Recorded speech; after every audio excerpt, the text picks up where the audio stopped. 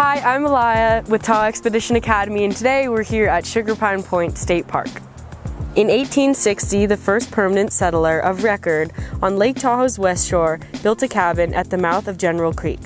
His grand but informal summer home, called Pine Lodge, was completed in 1903 and was considered to be one of the finest in the High Sierra. His cabin can still be seen today, just north of the Sugar Pine Point State Park Pier. The name Sugar Pine is known for its beautiful sugar pine trees that drop really cool pine cones. Many people visit for the expansive views of the lake and the sandy beaches or the lawn in the long pier. It's perfect for picnics on a long, warm day at the beach. Now we're going to talk with Ben Rupert, a member of the Washoe and Duck Valley Shoshone Paiute tribes. The area at Sugar Pine is we worked with California State Parks. We wanted to continue our cultural identity and show how our winter shelters, the galus dungles, were made. And you see right here we have a cedar tree.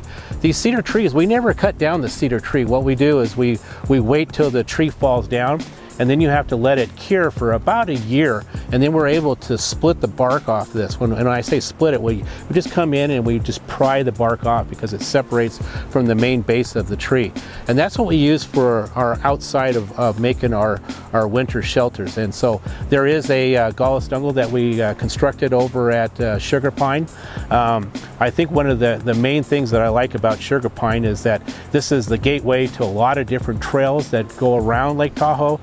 This is an area that you can see a lot of the different plants, and also the Lahontan cutthroat trout used to come up in a nearby creek in that area.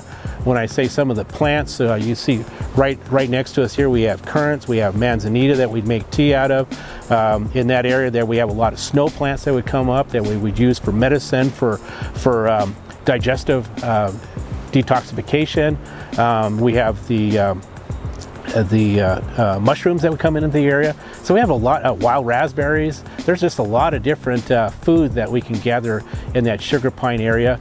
They have a museum in there that we're moving forward with, that we want to put a cultural display in. So I think one of the really cool things about Sugar Pine is that this is an area that has an overabundance of these cedar trees right here. And they fall down in the area because of the heavy winds that come in there, and this is where we like to come in and get permits from the California State Park to be able to make these cedar trees. At your school, we actually went to the California State Park right there at Sugar Pine to be able to gather that bark that was at your old school that you had over there in Kingsbury, or Kings Beach area.